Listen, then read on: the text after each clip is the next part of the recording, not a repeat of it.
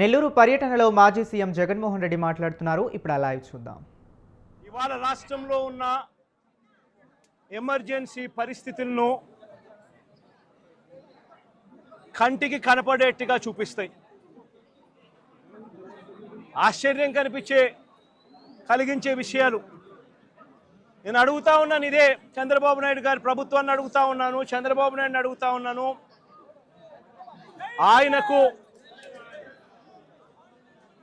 ఆయన అడుగులకు మడుగులెత్తే పోలీసు అధికారులను అడుగుతా ఉన్నాను. ఎందుకయ్యా ఈ ఆంక్షలు పెట్టారు అని అడుగుతా ఉన్నాను. ఎందుకయ్యా ఒక రాజకీయ నాయకుడు తమ పార్టీకి సంబంధించిన వాళ్ళను కలవడం ఏమైనా నేరమా అని అడుగుతా ఉన్నాను. అలా కలవడానికి వస్తే అదేమైనా తప్ప అని అడుగుతా ఉన్నాను. ఎందుకు ఆంక్షలు పెడతా ఉన్నారు అని అడుగుతా ఉన్నాను. నా కార్యక్రమానికి నన్ను అభిమానించే వాళ్ళు ఎవరైనా కూడా వస్తే తప్పేమిటి అని అడుగుతా ఉన్నాను. వాళ్ళని రానివ్వకుండా ఏకంగా రోడ్లన్నీ తోవారు. సందులు బొందులు ఎక్కడి నుంచి అయితే బండ్లు వస్తాయని అనుకుంటున్నారో, టూ వీలర్స్ వస్తాయని అనుకుంటున్నారో, రాకుండా చేసేందుకు ఏకంగా రోడ్లను తవ్విన అధ్వానమైన పరిస్థితి బహుశా ప్రపంచ చరిత్రలో ఏ రాజకీయ పార్టీకి ఉండదేమో, ఒక చంద్రబాబు నాయుడు గారి పార్టీకి తప్ప. నిజంగా ఒక ప్రతిపక్ష నాయకుడిని చూసి చంద్రబాబు నాయుడు ఇంతగా భయపడతా ఉన్నాడంటే నిజంగా చంద్రబాబు నాయుడు గారు ఎక్కడైనా బావి చూసుకొని దుంకాలి. ఒక ప్రతిపక్ష నాయకుడిని చూసి, ఒక ప్రతిపక్షాన్ని చూసి ఇంతగా భయపడి ఆయన వస్తున్నాడేమో, ఆయన వస్తూ ఉంటే అభిమానులను ఆపేదాని కోసం అని చెప్పి, ఆయన వస్తూ ఉంటే ప్రజలను ఆపేందుకోసమని రోడ్లను కూడా తవ్విన చరిత్ర ఒక చంద్రబాబు నాయుడు గారికి మాత్రమే దక్కుతుంది. ఈరోజు దాదాపుగా 2000 పైచీలకు పోలీసులు, 2000 పైచీలకు పోలీసులు, లెక్కలేనంత మంది డిఎస్పీలు, డిఐజీ ఇక్కడే తిష్టేసినాడట. నాకు ఆశ్చర్యం అనిపించింది. అసలు వీళ్ళంతా కూడా నా సెక్యూరిటీ కోసం కాదు, వీళ్ళంతా జగన్ వస్తూ ఉన్నాడు అని అంటే జగన్ను చూడడానికి అభిమానులు ఎవరైనా వస్తారేమో, ఆ అభిమానులను ఆపడం కోసం ఇంతమందిని ఉపయోగిస్తూ ఉన్నారు. అంటే ఎంత వ్యతిరేకత చంద్రబాబు నాయుడు గారి ప్రభుత్వం మీద ఉంది అని చెప్పడానికి, ఎంతగా చంద్రబాబు నాయుడు గారు తన పాలనను చూసి తానే భయపడతా ఉన్నాడు అని చెప్పడానికి ఇంతకన్నా ఇంకా వేరే నిదర్శనాలు కూడా అవసరం లేదు. ఎవరైనా ఎక్కడైనా పాలన చేస్తే బ్రహ్మాండమైన పాలన అందించి ప్రజల మన్ననలు పొంది ఆ మన్ననలతో ఆశీస్సులతో వచ్చే పాలన చూసి సంతోషపడాలి. కానీ ఇక్కడ అడుగు పెట్టినప్పటి నుంచి, పాలన మొదలైనప్పటి నుంచి సూపర్ 6లు, సూపర్ 7లు అని అంటూ ప్రజలంతా వెన్నుపోటు పొడిచాడు. పాలనంతా అబద్ధాలు, మోసాలతో కూడిన పాలన చేశాడు. వ్యవస్థలన్నీ పూర్తిగా నీరుగారిపోయిన పరిస్థితులు కనిపిస్తూ ఉన్నాయి.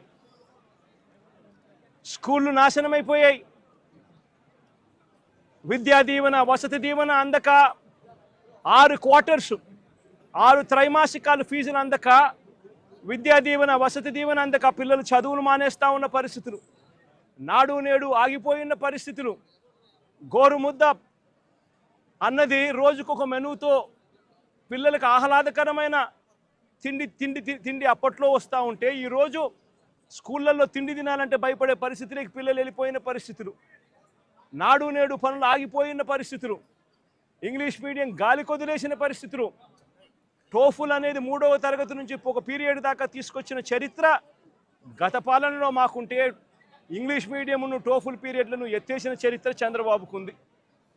ఆరోగ్యశ్రీ సేవలు గత 14 నెలలుగా చంద్రబాబు నాయుడు ముఖ్యమంత్రి అయిన తర్వాత నెలకు 300 కోట్ల రూపాయలు ఖర్చు అయ్యే ఆరోగ్యశ్రీని దాదాపుగా 4000 కోట్ల రూపాయలు బకాయిలు పెట్టాడు ఈ పెద్ద మనిషి.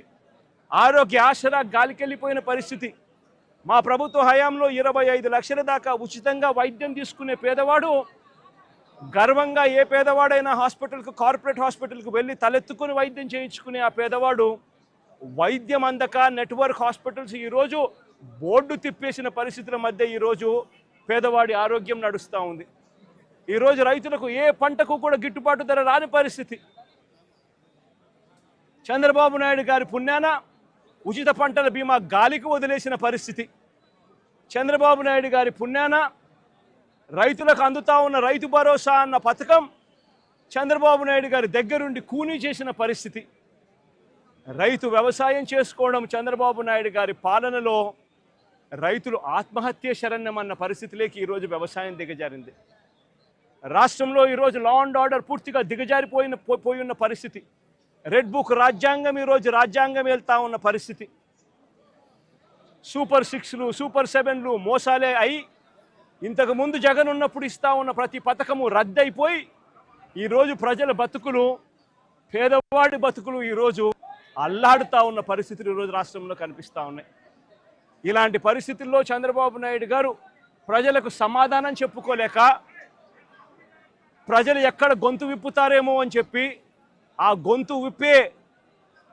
గొంతును నొక్కడానికి చంద్రబాబు చేస్తూ ఉన్న ప్రయత్నమే ఈ రెడ్ బుక్ రాజ్యాంగం. నిజంగా ఈరోజుసారి గమనించినట్లయితే ఇదే ప్రసన్న నా పక్కన ఉన్నాడు. నెల్లూరులో జరిగిన ఈ 2 ఉదంతాలు చెప్తా. ఎంతగా దిగజారిపోయాడు చంద్రబాబు నాయుడు అని చెప్పడానికి 2 ఉదంతాలు స్పష్టంగా కనిపిస్తాయి. నా పక్కన ప్రసన్న ఉన్నాడు. 6 సార్లు తాను ఎమ్మెల్యే. అలాంటి ప్రసన్నను చంద్రబాబు నాయుడు గారు గతంలో ఎప్పుడు జరగలా ఇలాంటి పరిస్థితులు. రాష్ట్రంలో ప్రత్యర్థులు ఎవరైనా కూడా ప్రెస్ స్టేట్మెంట్లు ఇచ్చుకుంటూ ఉంటారు. అటువైపున ఉన్న పార్టీ వాళ్ళు ఇటువైపున వాళ్ళు ప్రెస్ స్టేట్మెంట్లలో స్టేట్మెంట్లు ఇస్తారు. ఇటువైపున వాళ్ళని కూడా ప్రెస్ స్టేట్మెంట్లలో ఇస్తారు స్టేట్మెంట్లు. అటువైపున ఉన్న వాళ్ళు ఇటువైపున అన్అబ్జెక్షనబుల్ లాంగ్వేజ్ వాడినప్పుడు ఇటువైపున ఉన్న వాళ్ళు కూడా అన్అబ్జెక్షనబుల్ లాంగ్వేజ్తో అటువైపున వాళ్ళని కూడా విమర్శిస్తూ ఉండడం ప్రజాస్వామ్యంలో మనం రోజు చూస్తూ ఉన్న పరిస్థితి. కానీ ఎప్పుడూ కూడా ఇలా మనుషులను చంపేయడానికి ఏకంగా 80 మందిని 100 మందిని ఇళ్లకు పంపించేసేసి వాళ్ళు తాగుండి రాడ్లతోనూ కర్రలతోనూ మారునాయుధాలతోనూ వచ్చి కార్లను కూడా తిప్పివేసి పడేసే పరిస్థితిలోకి వాళ్ళు వచ్చి ఇల్లు మొత్తం ధ్వంసం చేసి ఇంట్లో 83 ఏళ్ల ప్రసన్న అమ్మ, ఆవిడ మహిళ కాదా అని అడుగుతా ఉన్నా నేను. ఆవిడను బెదిరించి ఆ సమయంలో ప్రసన్న ఇంట్లో లేడు కాబట్టి సరిపోయింది. ఒకవేళ ప్రసన్న ఆ సమయంలో ఇంట్లో ఉండింటే ప్రసన్నను చంపేసే కార్యక్రమం కూడా జరిగి ఉండేది కాదా అని అడుగుతా ఉన్నా. ఇలాంటి దిగజారిపోయిన రాజకీయాలు గతంలో ఎప్పుడూ మేము చూడలా. నేను అడుగుతా ఉన్నా, ఇదే చంద్రబాబు నాయుడు గారిని అడుగుతా ఉన్నా, అయ్యా చంద్రబాబు నాయుడు గారు, మీ ఎమ్మెల్యేలు ఎంత హేయంగా మాట్లాడుతూ ఉన్నారు అని చెప్పడానికి నిదర్శనం నిన్న మొన్న జరిగిన నగిరి ఎమ్మెల్యే రోజమ్మ గురించి, ఎక్స్ఎమ్మెల్యే అంటే Rojamma ex MLA, sitting MLA, Nagiri Telugudesam party MLA ఎలాంటి మాటలు మాట్లాడాడు.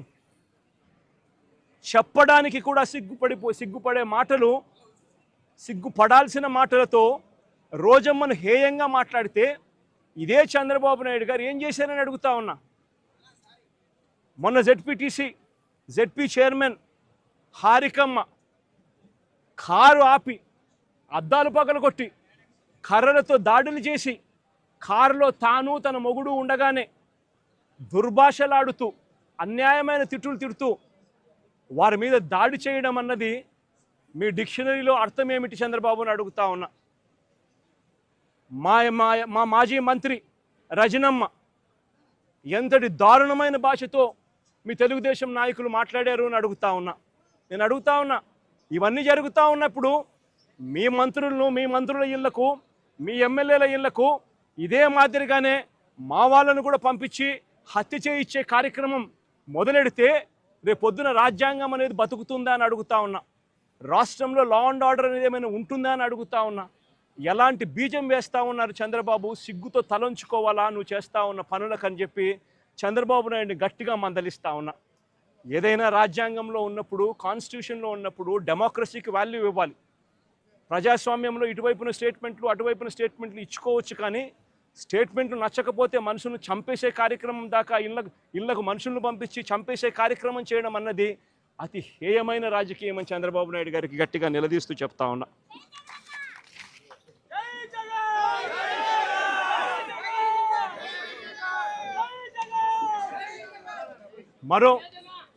మరో ఉదాహరణ, నా పక్కనే ఉన్న గోవర్ధన్ అన్న కూతురు. నేను అడుగుతా ఉన్నా, గోవర్ధన్ అన్న జైల్లో పెట్టినప్పుడు వీళ్ళ ఇంట్లో బాధ ఉండదా అని అడుగుతా ఉన్నా. వీళ్ళందరూ పిల్లలు కాదా అని అడుగుతా ఉన్నా. వీళ్ళందరికీ బాధ కలగదా అని అడుగుతా ఉన్నా. ఏం తప్పు చేశాడని చెప్పి గోవర్ధన్ అన్నను జైల్లో పెట్టారని అడుగుతా ఉన్నా. ఏకంగా 14 కేసులు, గోవర్ధన్ అన్న మీద పెట్టిన కేసులు ఏకంగా 14 కేసులు. ఒక కేసు అయిపోతూనే ఆ కేసు అయిపోయిన వెంటనే మరో కేసు పెడతా ఉన్నారు. పెట్టి మళ్ళీ జైల్లో తాను ఉండే కాలాన్ని పొడిగిస్తూ ఉన్నారు. ఇప్పటికి దాదాపుగా ఎన్ని రోజులైంది మా జైల్లో ఉండబట్టి? 64 రోజులు. 64 రోజులుగా జైల్లో ఒక మాజీ మంత్రిని పెట్టారు. ఆశ్చర్యం కలిగించే విషయం నేను చెప్తా ఉన్నా. ఆయన మీద పెట్టిన కేసులు ఏమిటో తెలుసా? ఆయన మీద పెట్టిన అన్యాయమైన కేసులు ఏమిటో తెలుసా? గోవర్ధన్ అన్న పార్టీ సెంట్రల్ ఆఫీస్లో ప్రెస్ మీట్ పెట్టి సాక్షిలో పబ్లిష్ అయిన తన ప్రెస్ మీట్ క్లిప్పింగ్ను వాట్సాప్ గ్రూపుల్లో ఫార్వర్డ్ చేశారంట. అదొక కేసు అయ్యా, అదొక కేసు. మనిషిని అరెస్టు. అంటే ఒక రాజకీయ నాయకుడు ఒక ప్రెస్ మీట్ పెడితే ఆ ప్రెస్ మీట్లో వచ్చిన దాన్ని మీడియా పబ్లిష్ చేస్తే ఆ పబ్లిష్ చేసిన ఐటెంను వాట్సాప్ గ్రూపుల్లో ఈయన ఫార్వర్డ్ చేస్తే ఆయనకు సంబంధించిన మనుషులకు అది కేసు. దాని మీద జైలు. మాజీ మంత్రికి మరో కేసు. టీడీపీ నెల్లూరులో టీడీపీ ఎమ్మెల్యే సోమిరెడ్డికి వ్యతిరేకంగా ప్రెస్ మీట్ పెడితే దానికి సంబంధించిన వీడియోను కాకాని ఫార్వర్డ్ చేశారంటూ ఇంకో కేసు పెట్టారు. అడుగుతా ఉన్నా, ఒక రాజకీయ నాయకుడు ప్రెస్ మీట్ పెడితే ఆ ప్రెస్ మీట్ తాను పెట్టిన దాన్ని తాను మళ్ళీ ఫార్వర్డ్ చేస్తే దాని మీద మళ్ళీ కేసు. ఉచితంగా తెలుగుదేశం పార్టీ ఇసుకే అన్నారు. ఉచితంగా ఇసుక అన్నారు. ఎక్కడ ఉచితంగా ఇసుక ఇస్తున్నారని అడుగుతా ఉన్నా. వైఎస్ఆర్ కాంగ్రెస్ పార్టీ హయాంలో రాష్ట్ర ఖజానాకు సంవత్సరానికి 750 కోట్ల ఆదాయం వచ్చేది. ఈరోజు రాష్ట్ర ఖజానాకు ₹1 రావడం లేదు ఆదాయం. రేటు చూస్తే ఇసుక గత ప్రభుత్వంలో మా ప్రభుత్వ హయాంలో కన్నా డబల్ రేటుకి అమ్ముతూ ఉన్నారు ఇసుకను. గుచ్చెలు విడిగా దోచేస్తూ ఉన్నారు రాష్ట్రాన్ని.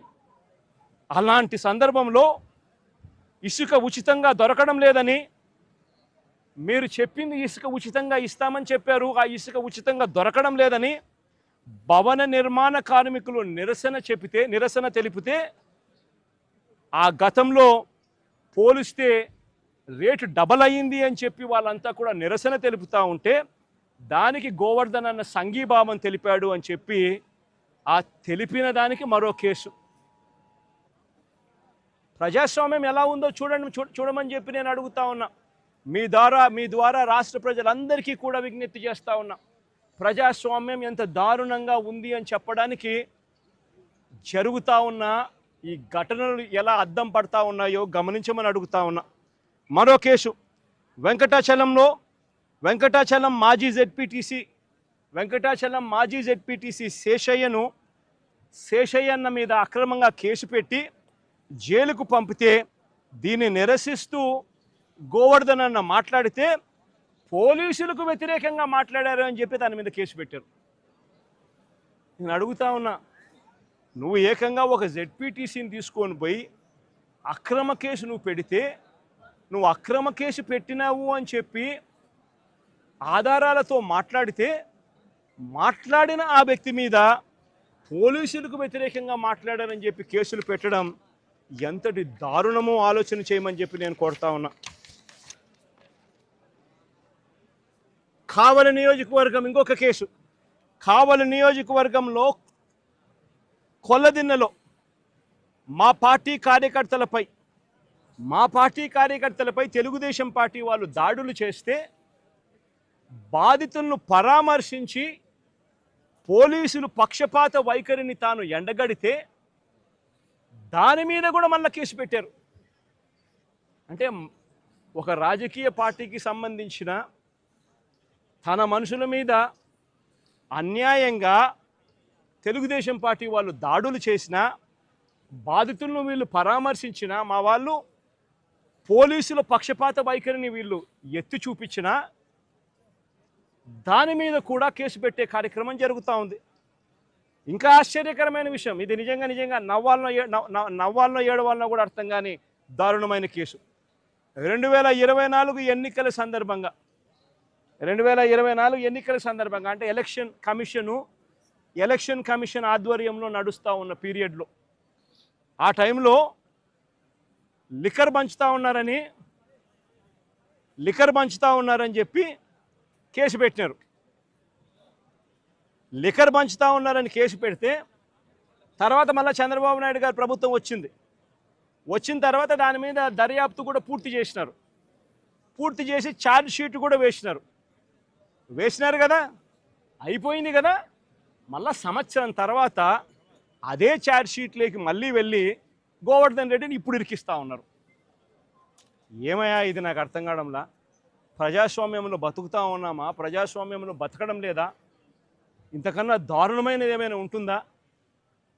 అది కూడా తప్పుడు వాంగ్మూలాలు మళ్ళీ ఇప్పుడు సృష్టించి ఆ గ్రామంలో ఏదో లిక్కర్ పంచుతా ఉంటే ఎవడో ఎందుకు పంచుతున్నారని అడిగినాడంట.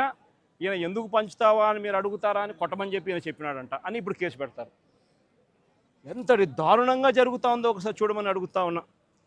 మరో కేసు, అక్రమంగా క్వాడ్స్ తవ్వకాలు చేశారని కాకాని గోవర్ధన్ రెడ్డిపై పోలీసులు మరో కేసు పెట్టారు.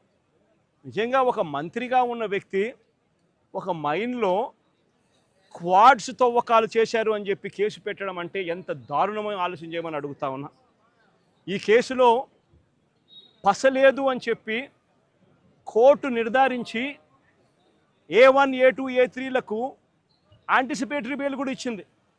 గోవర్ధన్ అన్న A4, మరి A1, A2, A3కి యాంటిసిపేటరీ బెయిల్ ఇచ్చినప్పుడు A4 వచ్చేసరికి మాత్రం ఏకంగా జైల్లో పెట్టినారు. ఆశ్చర్యం కలిగించే విషయం ఏంటంటే ఈ కేసులో ఎంత కుట్రపూరితంగా ఈ కేసు పెట్టారంటే, ఈ కేసులో ఇదే చంద్రబాబు నాయుడు గారు గవర్నమెంట్లో చేసిన విజిలెన్స్ రిపోర్టు, ఈ విజిలెన్స్ రిపోర్ట్లో వీళ్ళే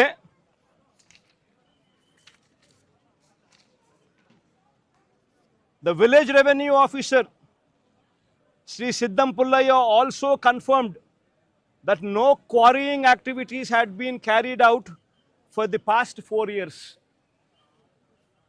ఈ లేచిన విజిలెన్స్ రిపోర్ట్లోనే ఇదే ఊర్లోనే తాటిపర్తి అనే విలేజ్లో ద విలేజ్ రెవెన్యూ ఆఫీసర్ సిద్ధం పుల్లయ్య అనే వ్యక్తి కన్ఫర్మ్ చేసినాడంట, no quarrying activities had been carried out for the past 4 years అని. నేను అడుగుతా ఉన్నా, ఏందయ్యా ఇది నాకు అర్థం కావడం లేదంట. ఈ కేసు సరిపోదు అని చెప్పి ఈ కేసులో పసలేదని ఏకంగా SC ST కేసు పెట్టారు. మళ్ళీ దీంట్లో మైనింగ్లో SC ST కేసు పెట్టినారు.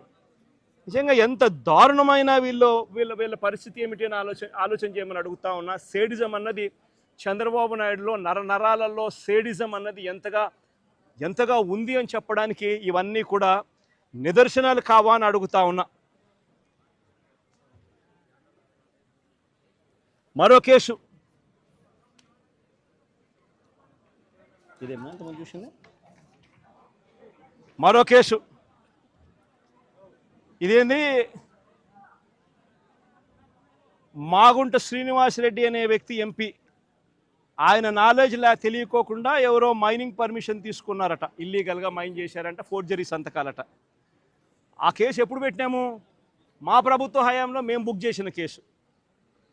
అంటే మా MP అప్పట్లో మాగుంట శ్రీనివాసరెడ్డి, ఆయనకు తెలియకుండా ఎవడో ఫోర్జరీ సంతకాలు పెట్టి ఇల్లీగల్ మైనింగ్ ఏదో తీసుకొని దాంట్లో ఇల్లీగల్ మైనింగ్ చేశాడని ఒక చిన్న ఇన్సిడెంట్, దాంట్లో గ్రావెల్ ఏదో తవ్వినాడని చెప్పి చిన్న ఇన్సిడెంట్, దాని మీద మేమే FIR బుక్ చేసినాం. మా MP దొంగ సంతకం చేసినాడు అని చెప్పి మేమే పెట్టించినాం. దాంట్లో మళ్ళీ విజిలెన్స్ ఎంక్వైరీ ఆ విజిలెన్స్ ఎంక్వైరీలో విజిలెన్స్ వాళ్ళు క్లియర్ కట్గా దీంట్లో చవ్వా చంద్రబాబు నాయుడు, ఆయన పేరు కూడా చవ్వా చంద్రబాబు నాయుడు, ఆ ఫోర్జరీ చేసినోడు కూడా,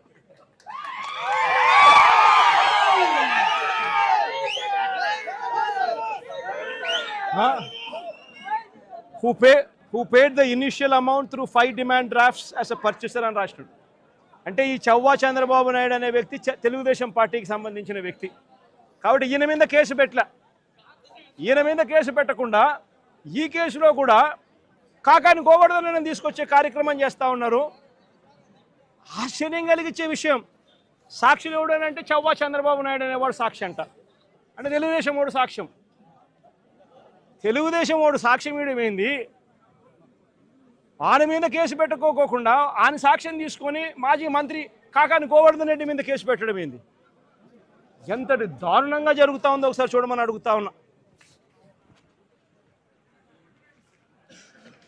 ఆయన ఇల్లు 100 కోట్ల రాజభవనం అని చెప్పి అని ఇంకొకటి, ఇల్లీగల్గా ఆయన సంపాదించిన ఆస్తిలో 100 కోట్ల రాజభవనం పెట్టాడని అని ఇంకొకటి. ఇందులో సాక్షాత్తు వాళ్ళు విజిలెన్స్ రిపోర్టు వీళ్ళంతకి వీళ్ళే లెక్క కట్టినారు. ఏమని? Upon examining the material evidence the government assessed value of the 120 అంకనమ్స్ is 1.42 crores. The estimated construction value of the house is approximately 5 to 6 crores. అంటే ఈ లెక్కల ప్రకారం 6-7 కోట్లు దాటినప్పుడు ఇక్కడ 100 కోట్లు అని చెప్పి ఆయన మీద ఇంకొక తప్పుడు ఆరోపణలు చేయడం ధర్మమేనా అని అడుగుతా ఉన్నా.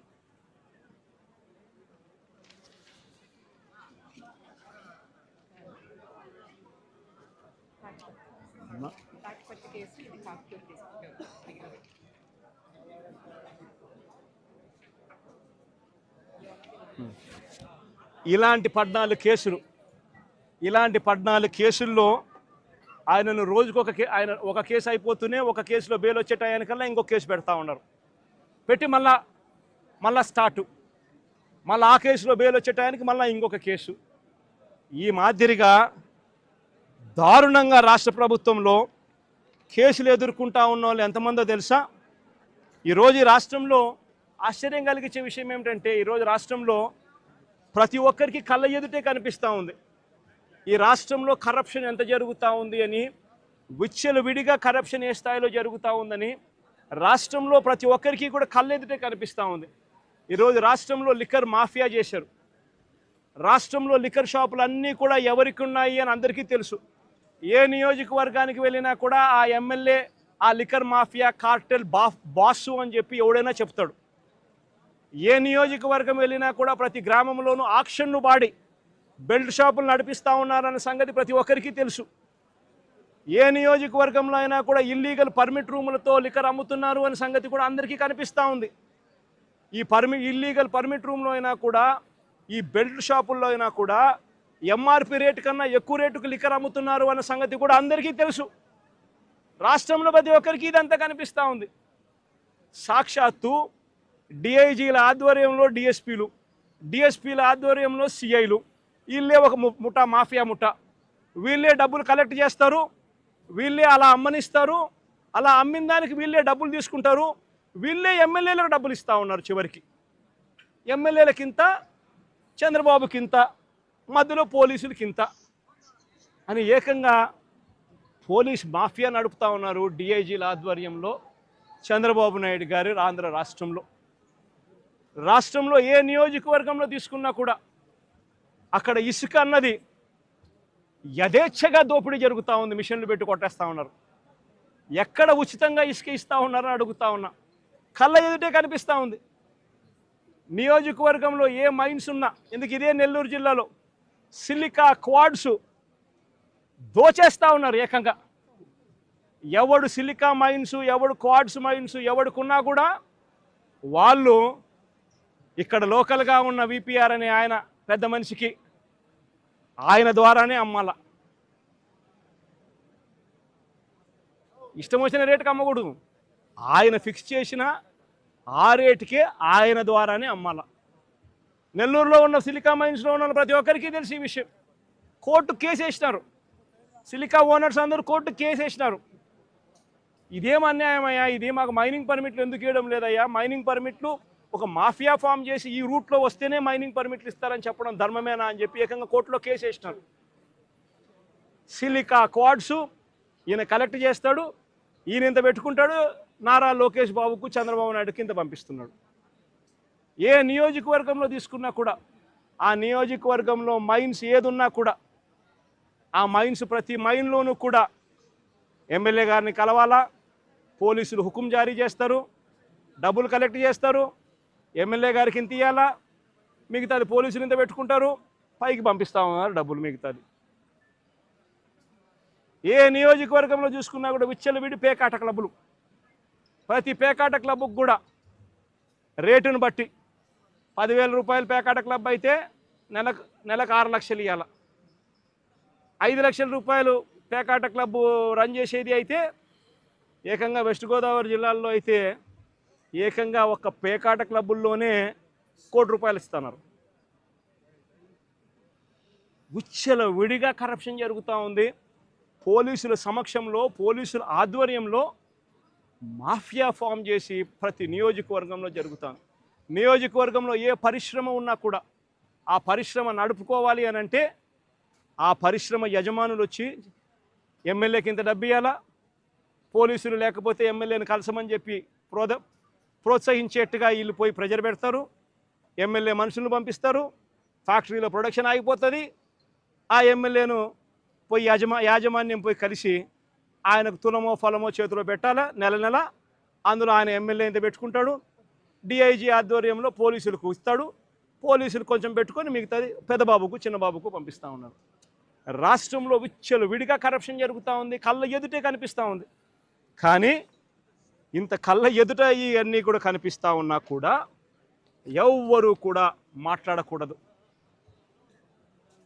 విచ్చలవిడిగా భూములు శనిక్కాయలకు బెల్లాలకు అమ్మేస్తారు.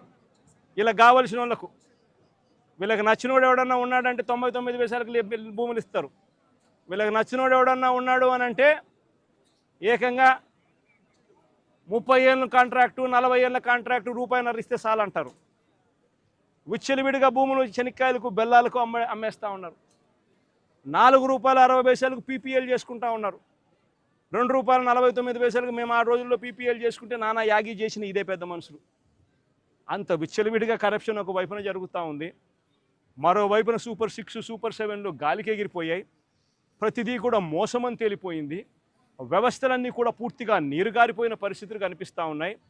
ఏ మనిషి కూడా సంతోషంగా లేని పరిస్థితుల్లో చంద్రబాబు ప్రభుత్వంలో కనిపిస్తూ ఉంటే ఈ మనుషుల తరపున, ఈ ప్రజల తరపున ఏ గొంతు వినపడకూడదు అని చెప్పి ఏకంగా ఈ పెద్ద మనిషి పిన్నెల్లి రామకృష్ణారెడ్డిని జైల్లో పడేసినాడు. ఈయన 4 సార్లు ఎమ్మెల్యే. దళిత మాజీ ఎంపీ నందిగాం సురేష్ను 190 రోజులు జైల్లో పెట్టినాడు. ఈయన దళిత మాజీ ఎంపీ. మాజీ మంత్రి జోగి రమేష్ కొడుకును రాజీవ్ అనేవాడిని ఆయనను జైల్లో పెట్టినాడు కేసులు పెట్టి. వల్లభనేని వంశీని ఒక కేసు అయిపోయిన తర్వాత మరో ఒక కేసు చిత్రహింసలు పెడుతూ జైల్లో పెట్టారు ఈ పెద్ద మనిషి. ఎంపీ మిథున్ రెడ్డిని కేవలం పెద్దిరెడ్డి రామచంద్రారెడ్డి చంద్రబాబు నాయుడును ఆయన కాలేజ్ టైంలో ఈయన ఇద్దరు కాలేజీలలో స్టూడెంట్గా ఉన్నప్పుడు ఇద్దరు కలిసి చదువుకున్నారని, ఆ కలిసి చదువుకున్నప్పుడు పెద్దిరెడ్డి రామచంద్రారెడ్డి చంద్రబాబు నాయుడు చెప్పుతో కొట్టినాడు అని చెప్పి. అంతే. పెద్దిరెడ్డి రామచంద్రారెడ్డి చిన్నప్పుడు చేసిన ఆ చిన్న గొడవ చంద్రబాబు నాయుడు మనసులో ఎంతగా నాటుకొని పోయింది అంటే ఏకంగా పెద్దిరెడ్డి రామచంద్రారెడ్డి కొడుకును ఎట్ట తిరిగి జైల్లో పెట్టాలా, పెద్దిరెడ్డి రామచంద్రారెడ్డికి మనక్షోభ కలిగించాలా అని ఎంత సేడిస్టిక్గా ఆయన వ్యవహరిస్తూ ఉన్నాడు అని చెప్పడానికి ఇదొక నిదర్శనం. కాలేజీ టైంలలో గొడవలు జరుగుతూ ఉంటాయి, కొట్టుకుంటూ ఉంటారు. పిల్లోళ్ళన్నా కొట్టుకోకుండా ఉంటారా? పిల్లోళ్ళు అన్నప్పుడు చంద్రబాబు నాయుడు ఉడుకు రక్తంలో ఉంటాడు, మా పెద్దిరెడ్డి రామచంద్రారెడ్డి అన్న ఉడుకు రక్తంలోనే ఉండింటాడు. తపానాలు పీకింటాడు, ఏం తప్పేముంది? ఆ టైంలో జరిగింటాయి. ఆ జరిగిందాన్ని గుర్తుపెట్టుకొని సేడిజంగా ఇన్ని సంవత్సరాల తర్వాత కూడా ఆయన కొడుకును కూడా జైల్లో పెట్టించాలని చెప్పి ఇంతగా తాపత్రయపడతా ఉన్నాడంటే చంద్రబాబు నాయుడు. ఈయన మనిషిలోని విషం, ఈ మనిషిలోని రాక్షసత్వం ఎంతగా ఉంది అని చెప్పడానికి ఇదొక నిదర్శనం. మరొకరు చెవిరెడ్డి భాస్కర్ రెడ్డి. పాపం చెవిరెడ్డి భాస్కర్ రెడ్డి ఏం తప్పు చేసినాడో నాకైతే తెలియదు. కేవలం ఆయన చంద్రగిరి కాన్స్టిట్యున్సీకి ఎమ్మెల్యే కావడం. ఇదే చంద్రగిరి కాన్స్టిట్యున్సీ చంద్రబాబు నాయుడు సొంత కాన్స్టిట్యున్సీ. ఇదే చంద్రబాబు నాయుడు సొంత కాన్స్టిట్యున్సీ చంద్రగిరిలో 1983లో 1978లో ఆయన కాంగ్రెస్ పార్టీలో మంత్రిగా ఉండి పోటీ చేసి 17,000తో ఓడిపోయినాడు చంద్రగిరి కాన్స్టిట్యున్సీలో 1983లో. ఆ తర్వాత ఆయన ఓడిపోయి మళ్ళీ వాళ్ళ మామూలు కాళ్ళు పట్టుకొని గడ్డం పట్టుకొని మళ్ళీ 1989లో తెలుగుదేశం పార్టీలో చేరి అక్కడ రాజ్యమేలి కుప్పం అనే నియోజకవర్గాన్ని, బీసీలు అధికంగా ఉన్న కుప్పం అనే నియోజకవర్గంలోకి వెళ్ళి పోటీ చేస్తూ ఉన్నాడు. ఈ చంద్రగిరి నియోజకవర్గం ఆయన చేతుల్లో నుంచి వెళ్ళిపోయింది అని, ఈ చంద్రగిరి అనే నియోజకవర్గం ఆయన సొంత ఊరుంది కాబట్టి అక్కడ ప్రజలు చంద్రబాబు నాయుడు ఓడించినారు అని బాధ తట్టుకోలేక భాస్కర్ను వేధించి జైల్లో పెట్టించే కార్యక్రమాలు చేస్తూ ఉన్నాడు. చివరికి భాస్కర్ ఒకడే కాదంట, భాస్కర్ కొడుకు మొన్న కంటెస్ట్ చేసినాడు. పాపం లండన్ నుంచి వచ్చినాడు పాపం ఆ పిల్లోడు కూడా మొన్న కంటెస్ట్ చేసినాడు. ఆ పిల్లోని కూడా కేసులో పెట్టినారు. ఇదే పెద్ద మనిషి చంద్రబాబు నాయుడు కొడాలి నానిని, పేర్ని నాని భార్యను కూడా చివరికి అని కూడా చూడకుండా ఆమెను కూడా కేసులో పెట్టాలని చిత్రహింసలే. అనిల్ కుమార్ యాదవ్ ఇక్కడ జిల్లాలో మీ అందరికీ పరిచయస్తుడైన బీసీ నాయకుడు, మంత్రిగా ఎదిగిన వ్యక్తి, యువకుడు, ఇలాంటి వ్యక్తిని కూడా దొంగ కేసుల్లో ఇరికిచ్చాలని చెప్పి ఏకంగా ప్రయత్నం చేస్తే ఆ కేసులో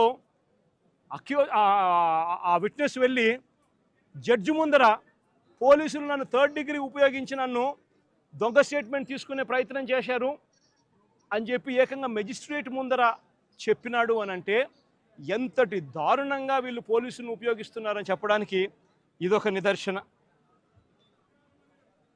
జోగి రమేష్ మరో బీసీ నాయకుడు, సజ్జల రామకృష్ణారెడ్డి మా పార్టీలో మరో సీనియర్ నాయకుడు, ఆయన కొడుకును కూడా వదలడంలా, ఆయన కొడుకును కూడా భార్గవరెడ్డి అనే ఆ పిల్లని కూడా వేధించే కార్యక్రమే.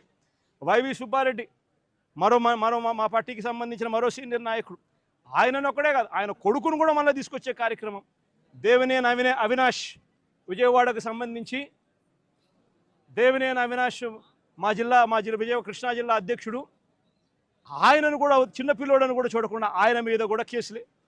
తలసిల రఘురాం, అంబటి రాంబాబు, అంబటి మురళి, విడుదల రజని, దళిత ఎమ్మెల్యే చంద్రశేఖర్, బూచేపల్లి శివప్రసాద్, ఉషశ్రీ చరణ్, తోపదుర్తి ప్రకాష్ రెడ్డి, మాజీ ఎంపీ గోరంట్ల మాధవ్, మేరుగ నాగార్జున్, దాడిశెట్టి రాజా, అబ్బాయి చౌదరి, సుధీర్, సత్తెనపల్లి మన తరఫున పోటీ చేయబోతా ఉన్న క్యాండిడేట్, లేళ్ల అప్పిరెడ్డి, గోపిరెడ్డి శ్రీనివాసరెడ్డి, సిదిరి అప్పలరాజు, మరో బీసీ మంత్రి ఉప్పాల రాము, మన ZP chairman Uppala Harika husband, Mondithoka Arun మన పార్టీకి సంబంధించిన ఎమ్మెల్సీ దళితుడు.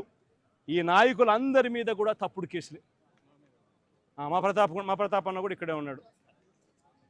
ప్రతాప్ అన్న కూడా మీద కూడా ఇంకో తప్పుడు కేసు.